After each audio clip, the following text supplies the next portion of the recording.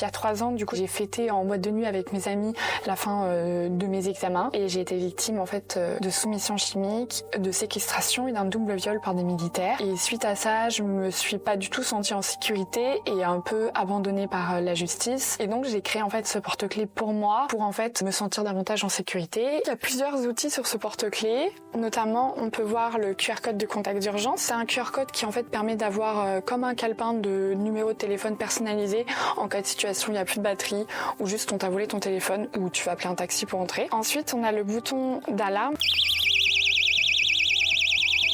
Et en même temps, on a la petite lumière qui permet de t'éclairer dans la nuit. De base, on va dire que ce porte-clés était clairement dirigé vers moi-même. Puis après, j'en ai fait à mes copines et mes amis m'ont dit mais faisons quelque chose d'utilité publique parce que je pense qu'il y a d'autres personnes qui sont dans les mêmes situations que nous. Et c'est comme ça que est né MySafeKey en fait, tout simplement. Ensuite, on a la petite capote de verre.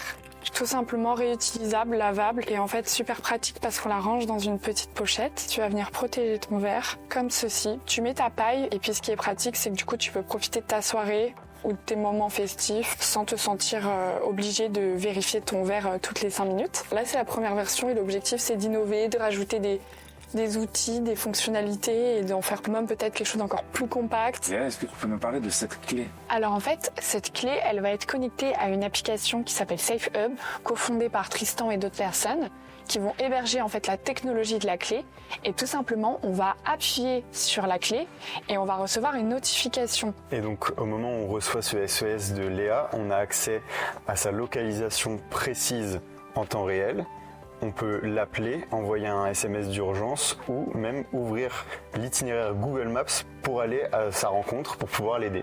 Ils rentrent dans la poche, ils t'accompagnent partout comme des clés, c'est un peu un trompe-l'œil et c'est des choses que les agresseurs vont pas forcément voir venir. Une clé de garage, une fausse clé, un petit pompon pour le petit côté esthétique. On n'a pas l'impression que c'est agressif et l'objectif c'est pas de mettre davantage la personne en danger, c'est de l'accompagner dans cette situation, de pouvoir avoir une chance de s'en sortir sans la mettre en danger tout simplement.